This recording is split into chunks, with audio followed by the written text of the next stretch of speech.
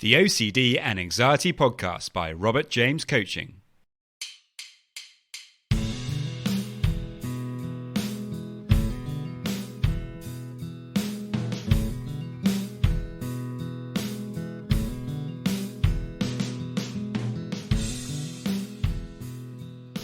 Hello and welcome to the Ocd and Anxiety Podcast, where we explore how to have a more positive relationship with anxiety disorders, taking back control so that you can start living the life you choose and not the one chosen by your fears.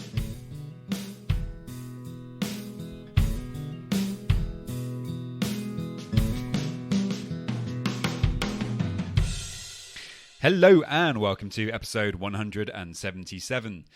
Spring is definitely in the air this afternoon. I'm straight out of an ice bath and I'm ready to go with some podcasting. So before we do get going, if you are struggling with OCD and anxiety, then you can get a free session with me.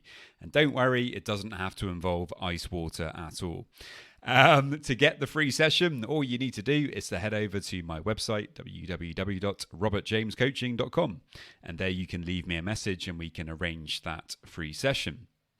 In today's podcast, we are going to be exploring the theme of freedom, because unfortunately when you struggle with OCD, it can feel like that freedom's been taken from you, like somebody's or a part of you has somehow stolen it, because we know what obsessions are like. We get trapped within them and it can feel like the things that we used to do are no longer fun. We're no longer even able to do them, perhaps because we're so lost in the obsession. So today we'll be exploring that and kind of unpacking what we can do to actually get that freedom back. Something else to mention is I'm now posting the podcast to YouTube, and it would be great if you could head over there and subscribe. It really does help to boost the popularity of the podcast, and I'm also going to be posting a weekly video there, so there's a bit more content there for you as well. So there we go, guys. I really hope that you enjoy. If you have any questions, then as always, do please let me know, and many thanks.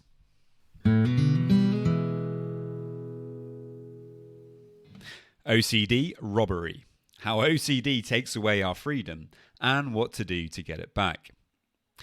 It's no secret, OCD is a specialist at stealing our sense of freedom and just generally making us feel bad.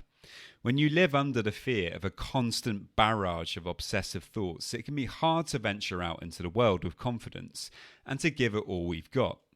Not knowing when the next trigger might appear, it can be so much easier to kind of take cover, to not come out of our comfort zone and to resist taking on new and potentially exciting challenges. Whilst a part of us may be looking for adventure, the OCD part is often stronger, and it can kind of feel like it's working against us. It simply doesn't want us to take risks, as it hates uncertainty, and as anyone who struggles with OCD knows only too well, uncertainty is the problem. Well, at least that's what we tell ourselves when we're struggling. But in the light of day, we may know that the real issue is the non-acceptance of that uncertainty. Living in this way, avoiding risks and uncertainty at all costs, is not only draining, but incredibly limiting. It literally steals our freedom and takes away the joy from life. When we open up to positive and healthy risk-taking in life, things really do open up. New friendships, relationships, jobs and projects can appear from nowhere. But perhaps most importantly, if you do struggle with OCD, we can start to let go of the obsessions and compulsions that are holding us back. Instead of living in the mindset of, what if OCD shows up today? Or what am I going to do if it does? We start having an attitude of, if OCD does show up today, I'll deal with it. Or I'm not going to allow OCD to stop me from doing what I really want to do today. This kind of mindset is what the psychologist and researcher Carol Dweck refers to as a growth mindset. Dweck states that in a growth mindset, challenges are exciting rather than threatening. So rather than thinking, oh, I'm going to reveal my weakness, you say, wow, here's a chance to grow. And in my experience, there is so much truth to this. When I started to view OCD as a challenge to overcome, rather than a ball and chain that was always going to be holding me back, things really did start to change. In my book, freedom from OCD does not lie in getting rid of the obsessions or the anxiety. It lies in building a new relationship with them. The first step is to make a decision, to choose to start seeing OCD in a new light. There's a lot of contradiction in getting over OCD, and so it is in this decision. It's actually both simple and complicated. On the one hand, it's just a decision, and once taken, you can start building towards more acceptance and growth. But on the other hand, it can be complicated by the kind of endless doubts and concerns. But again, these are usually of our own making. We may keep forgetting it, but ultimately rumination and reassurance seeking and any other type of compulsion are really a choice. When we choose to take on a challenge and bring our anxiety along for the ride, we are actually living and growing. And when we choose to hide in the shadows and play it safe, we tend to get, much more stuck. Now, we mustn't forget here, though, that self-compassion is really very important. There are always going to be days when the anxiety is so strong and the thoughts are so relentless that you might find yourself constantly returning to the comfort of the shade. And there really is no shame in that at all. Getting over OCD is a process, and there is always going to be ups and downs. Being self-compassionate about your setbacks will help you to move past them more easily.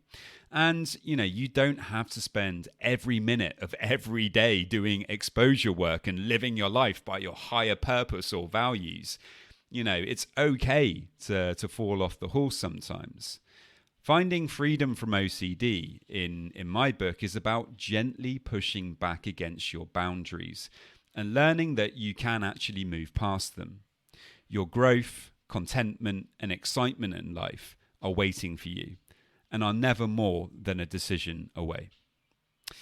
So there we go, guys. I think this is an important area. We really do struggle with this. OCD does give you that sense that your freedom has been taken away, and we really can take it back when we choose to, when we open up to the fact that a big part of the reason why we're struggling with OCD is because we're not allowing ourselves to feel certain difficult emotions. And when we do start opening up to those again and allowing ourselves to really feel them, in a way, that's one of the most kind of self-compassionate things that you can do. And it opens up the door for you to start living your life in a way that you really want to, by following your higher purpose or your values. Despite that anxiety being there in the background, you're no longer being kind of dictated to by the anxiety, almost like a puppet on strings.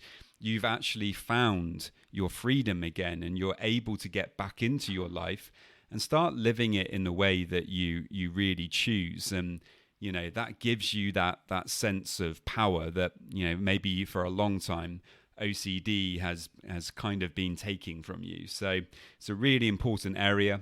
I really hope that you found it helpful. As always, if you have any questions, then do please let me know. And many thanks. Just a quick reminder that if you want to get a free session, all you need to do to get that is to head over to my website, www.robertjamescoaching.com. And there you can leave me a message and we can arrange the free session. And now just a quick reminder of my disclaimer.